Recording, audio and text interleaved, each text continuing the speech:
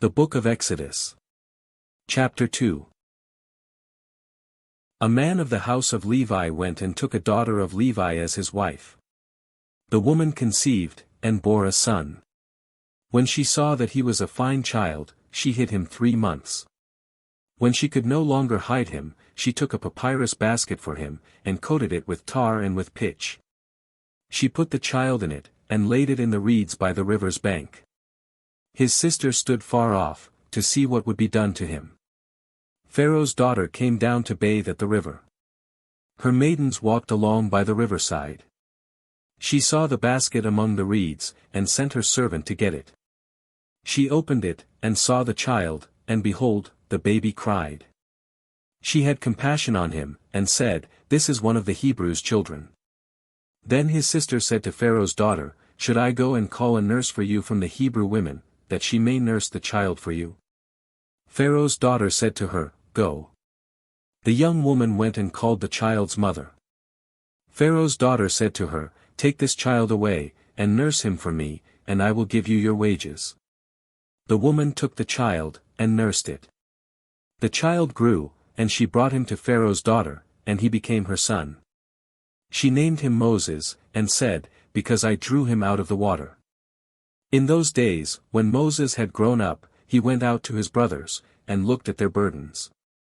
He saw an Egyptian striking a Hebrew, one of his brothers. He looked this way and that way, and when he saw that there was no one, he killed the Egyptian, and hid him in the sand. He went out the second day, and behold, 2 men of the Hebrews were fighting with each other. He said to him who did the wrong, "Why do you strike your fellow?" He said, "Who made you a prince and a judge over us? Do you plan to kill me, as you killed the Egyptian?" Moses was afraid, and said, "Surely this thing is known." Now when Pharaoh heard this thing, he sought to kill Moses. But Moses fled from the face of Pharaoh, and lived in the land of Midian, and he sat down by a well. Now the priest of Midian had 7 daughters. They came and drew water, and filled the troughs to water their father's flock. The shepherds came and drove them away, but Moses stood up and helped them, and watered their flock. When they came to Reuel, their father, he said, "How is it that you have returned so early today?" They said, "An Egyptian delivered us out of the hand of the shepherds, and moreover he drew water for us, and watered the flock." He said to his daughters, "Where is he? Why is it that you have left the man? Call him, that he may eat bread."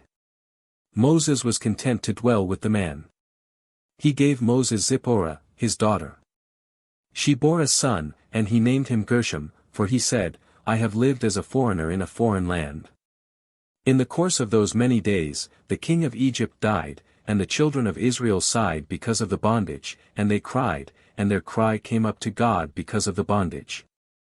God heard their groaning, and God remembered his covenant with Abraham, with Isaac, and with Jacob. God saw the children of Israel, and God was concerned about them.